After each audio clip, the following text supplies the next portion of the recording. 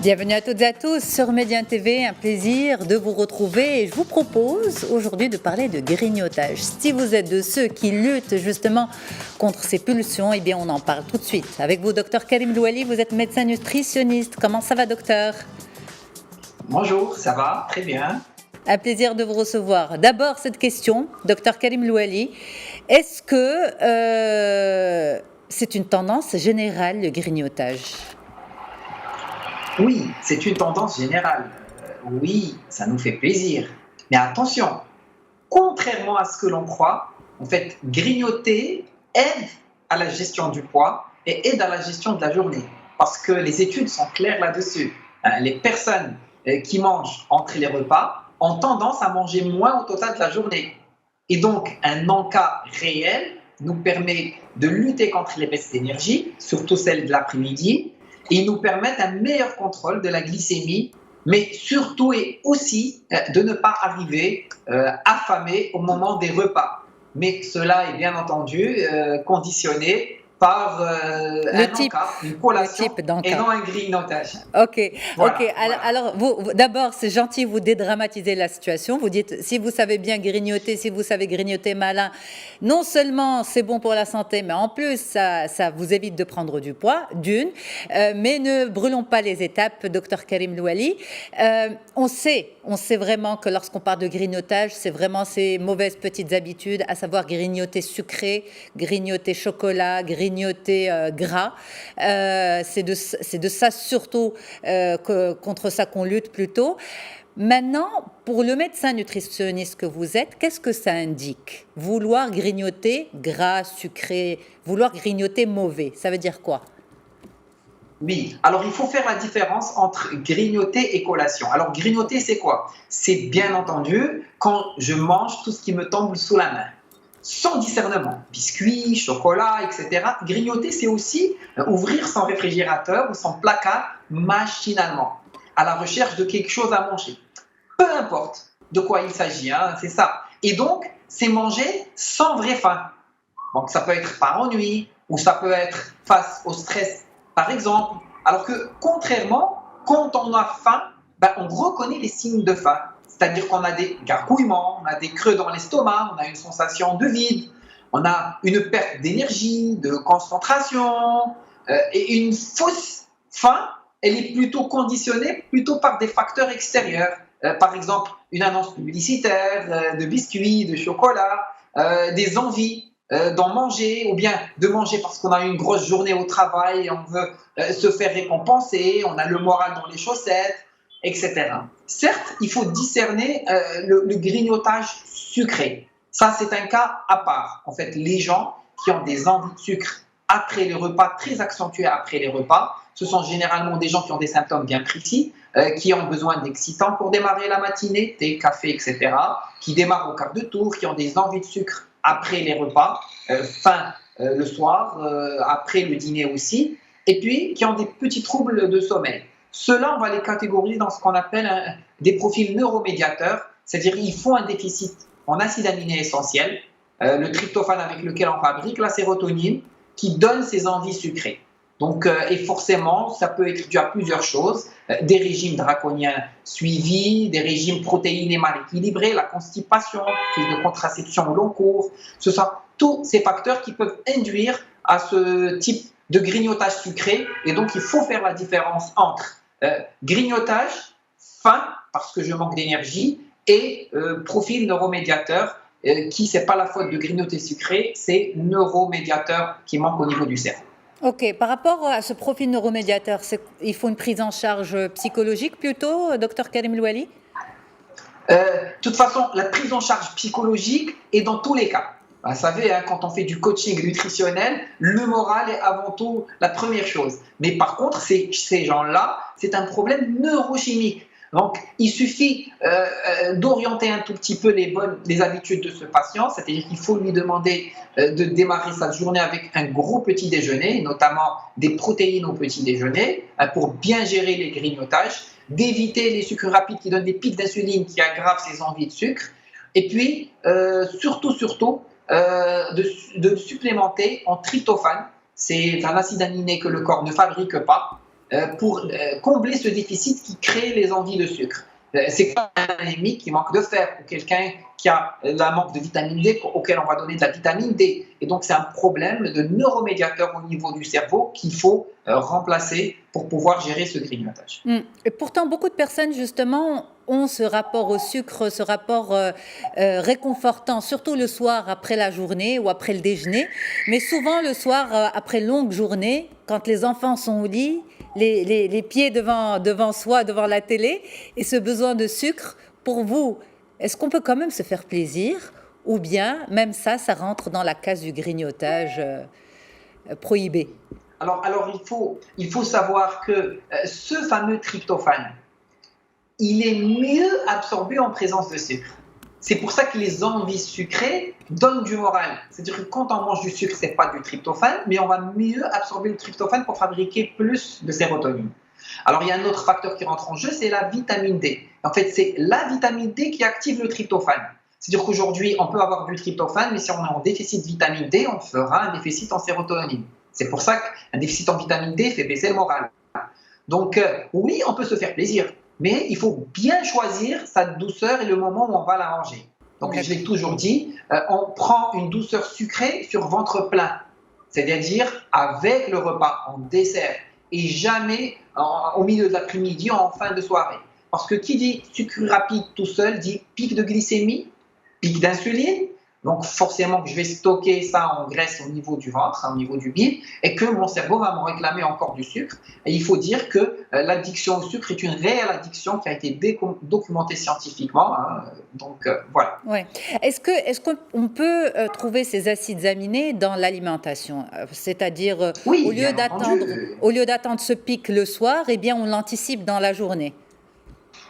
Oui, bien entendu. Le tryptophane se trouve dans toutes les sources de protéines animales. Donc, il faut avoir ces acides aminés parce que tout ce qui est animal contient les 9 acides aminés essentiels que nous ne fabriquons pas. Mais tout ce qui est végétal, il faut l'association de 2 types de protéines végétales pour avoir les 9. Par exemple, si je prends un oléagineux et que je prends un produit céréalier dans la même journée, j'ai apporté les 9 acides aminés essentiels. Et donc oui, si j'ai une alimentation équilibrée et diversifiée, je n'aurai pas de déficit, je ne vais pas aller à la supplémentation. C'est comme l'anémie et le fer, le ferriprive. C'est-à-dire que si je mange sainement et je n'ai pas de soucis de santé, je n'ai pas besoin d'aller prendre un complément en fer. Mais si j'ai un déficit en tryptophane, l'alimentation à elle seule ne peut pas combler ce déficit. Je dois me diriger vers le tryptophane avec la vitamine B6 pour combler ce déficit, bien sûr en ayant un bon taux de vitamine D. Maintenant, la faim. Comment savoir que j'ai vraiment faim, que cette sensation, c'est une sensation de faim et non pas un appel au grignotage? Donc, c'est des creux à l'estomac, c'est une sensation de vide, mais c'est surtout une grande perte d'énergie et de concentration. Ça, ce sont les 4 signes principaux qui me témoignent que j'ai vraiment faim. Maintenant, comment grignoter malin? Oui, ça c'est une Et à quelle heure grignoter malin?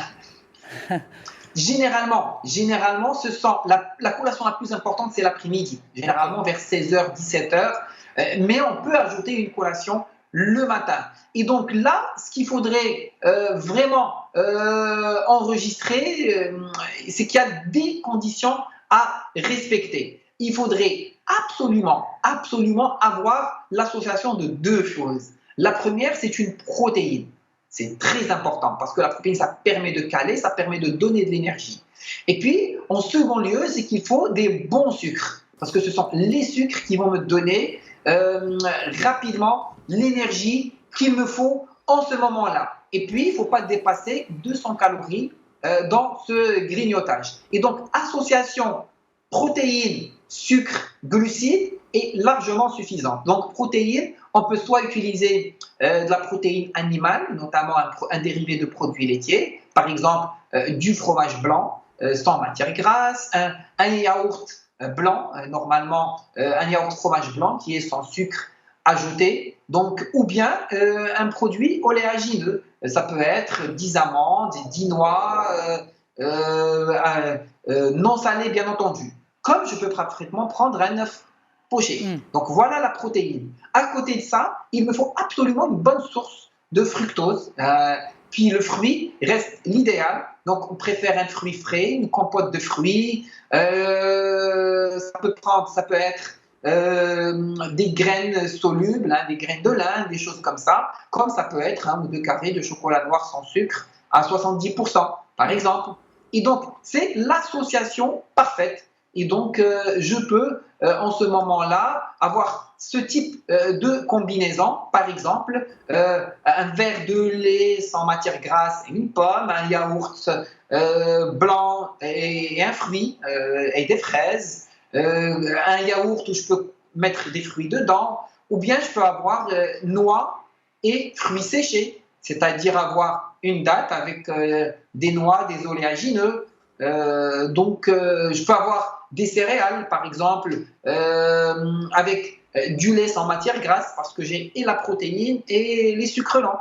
Et donc voilà, ça, c'est des bonnes associations, comme je peux parfaitement combiner ça en faisant des choses chez moi à la maison.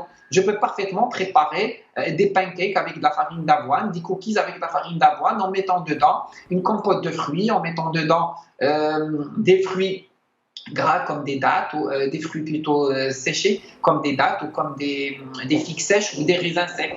Alors, par contre, ce qu'il ne faudrait jamais faire, l'exemple des malsains, c'est tout ce qui est industriel. C'est tout ce qui est très sucré, tout ce qui est hyper transformé. Par exemple, barres chocolatées, boissons aux fruits, boissons gazeuses, ce qui est gras et frit, les chips, la pâtisserie, les fameux cappuccinos frappés, les muffins de commerce. Tout ça, il faudrait absolument éviter. En fait, il faut toujours être en état d'esprit régime, j'ai l'impression, docteur Ouali. On a donné des solutions. On peut se faire des muffins à la maison avec de la farine d'avoine, avec des bons ingrédients. Parce que quand on prend des choses qui sont très grasses, hyper industrialisées, c'est des choses qui sont très difficiles à digérer. Et le risque, c'est quoi? Vous allez prendre des choses qui sont très caloriques, ça va vous caler et vous n'aurez pas faim au moment où vous devez manger votre repas. Par contre, si vous prenez des choses qui sont très sucrées avec des sucres rapides hyper transformés comme les barres chocolatées, etc., le risque, c'est faire des pics de glycémie, faire des pics d'insuline et vous aurez plus faim et vous aurez plus de coups de pompe après la collation malsaine. Alors, vous avez aussi des gens qui vous disent « Moi, j'ai besoin de sentir mon estomac rempli ». C'est ça qui me rassure et c'est ça qui me fait du bien. Et justement, dès qu'il y a ce petit creux, eh bien, ces gens vont se jeter sur le grignotage. Ou bien même après un repas, quand il n'y a pas cette sensation de satiété totale, ça va être complété par du grignotage lorsque la table, en train de débarrasser la table, etc., de faire la vaisselle. Pour vous, en tant que spécialiste, vous lisez ça comment, docteur ? Effectivement, il faut comprendre déjà, est-ce que c'est une vraie faim ou pas? Et donc, on va poser les bonnes questions pour faire la part des choses. Ensuite, il faut bien expliquer, parce qu'un patient auquel on explique bien la physiopathologie de son corps humain va adhérer au programme qu'on va lui proposer. C'est-à-dire qu'on va lui expliquer que c'est bien de grignoter, mais sainement.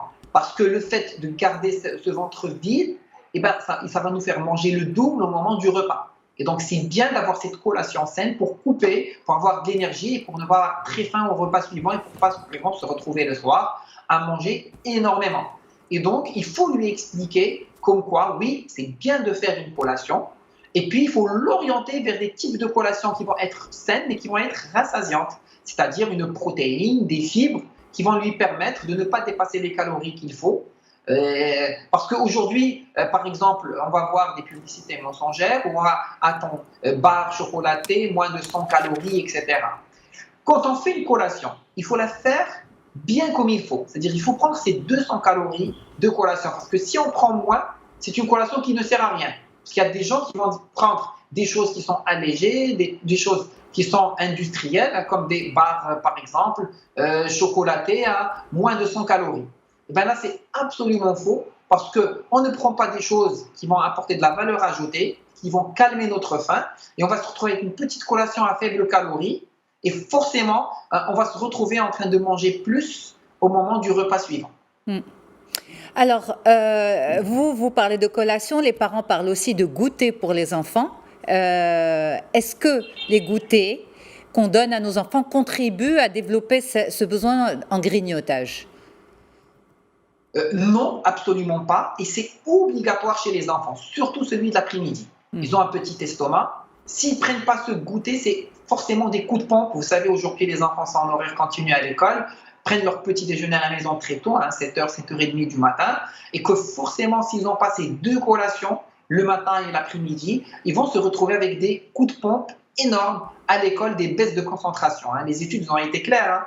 C'est baisse de rentabilité scolaire, baisse de rendement scolaire, etc., difficulté de concentration.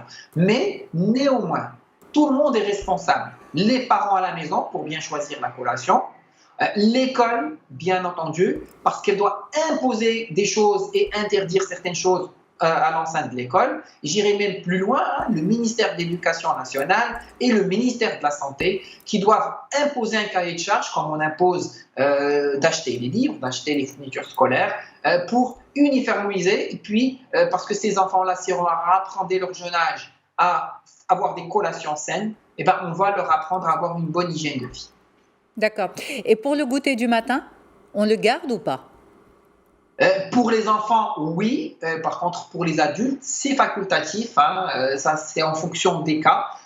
Si généralement des personnes sont en bonne santé, ils n'ont pas des problèmes de santé, ça ne sert à rien. Il vaut mieux garder que celui de l'après-midi. Par contre, si on a des patients qui ont des petites tensions, qui ont des tendances à faire des hypoglycémies, etc., oui, ça serait plus intéressant d'avoir une petite collation le matin qui va leur permettre de tenir le coup, surtout s'ils déjeunent soit tard, en fonction des conditions de leur travail, ou soit s'ils ne déjeunent pas, ils ont un horaire continu, s'ils vont prendre juste une salade pour dépanner à midi, parce qu'on s'adapte en fonction des conditions de travail des patients. Moi, je conseille très souvent à mes patients de prendre une collation le matin s'ils prennent juste une salade à midi.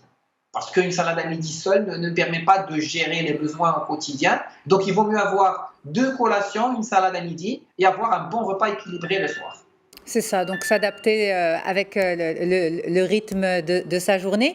Peut-être pour finir, docteur Karim Louali, finalement, cette histoire de grignotage, ce n'est pas uniquement au niveau de l'estomac que ça se passe, c'est aussi au niveau du cerveau.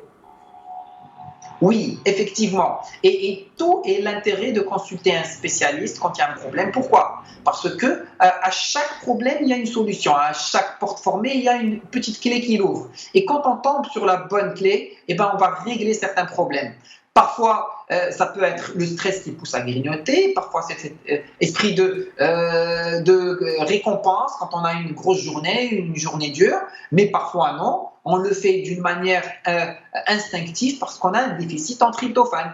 Et donc, il faut vraiment poser le bon diagnostic pour pouvoir donner le bon conseil et pour pouvoir accompagner et personnaliser la prise en charge de ce type d'addiction ou bien de mauvaise manie. Ça se mesure aussi par un dépistage? C'est-à-dire de la même manière, Oui. comme on mesurait une carence en fer ou en vitamine D? Non. En fait, pendant pas mal de pathologies dans la nutrition, l'enquête alimentaire est très importante. Et dans pas mal de choses, on a des scores qu'on demande quand on fait notre interrogatoire. On a des questions à poser qui nous permettent de savoir si ce patient a un déficit en tryptophane ou pas. Ce n'est pas que le cas du tryptophane, c'est le cas de plusieurs autres profils micronutritionnels. On arrive à dépister certaines carences rien qu'en rassemblant des signes cliniques. Par exemple, quand on parle de magnésium, on a des troubles de sommeil, on a des crampes, on a la paupière qui saute, on a un stress qui s'installe, des fourmillements. On a des signes qui nous orientent vers un tel ou un tel déficit.